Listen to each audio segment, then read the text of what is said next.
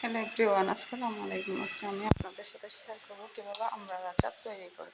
আমড়ার আচার তৈরি করার জন্য এখানে আমরা চিলে নিয়েছি এবং আমড়াগুলোকে লবণ মরিচগুলো দিয়ে মেখে রেখেছি। এদিকে আমি শুকনো লঙ্কা নিয়েছি, পাঁচফোড়ন নিয়েছি, 2 রকমের জিরা নিয়েছি। দেখেন এগুলো এবার আমি মশলাগুলোকে একসাথে একটা ফ্রাই প্যানেতে নিয়ে তেলে নেব কিংবা ভেজে নেব। দেখেন আমি ফ্রাই প্যানে নিয়ে মশলাগুলোকে চুলার মধ্যে দিয়ে ভেজে নিচ্ছি।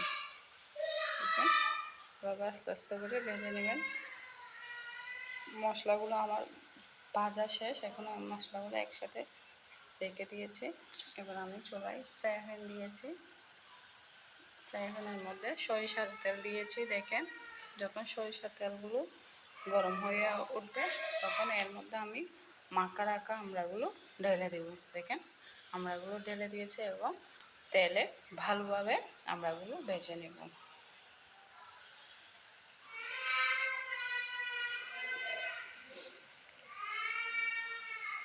দেখেন ভালোভাবে ভেজে নিচ্ছে আমড়াগুলো যখন ভাজা হবে, তেলের মধ্যে ভালোভাবে ভাজা হবে, এর মধ্যে আমি দেব রসুনের কোয়া। দেখেন আমি রসুনের কোয়া দিয়ে দিয়েছি 5-6টা। তারপর আমি আমড়াগুলোকে আবার তেল ভালো করে ভেজে নেব। তারপর ভাজা হলে এর মধ্যে দিয়ে দেবো আমি সাদা সরিষা দিয়ে আমড়াগুলোকে আবার আমি ভেজে নেব।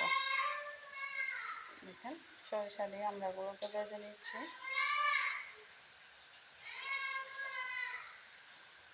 ভেজে নিচ্ছি।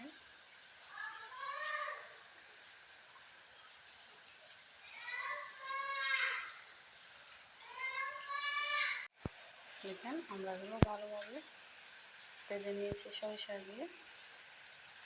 যখন ভালোভাবে ভাজা হবে তখন এর মধ্যে ওই যে মশলাটা ভেজে নিয়েছি ওইটা আমি গুঁড়ো করে নিয়েছি। গুঁড়ো করে এখানে আমি অর্ধেক অ্যাড করতেছি আর অর্ধেক আমি সবার শেষে অ্যাড করব।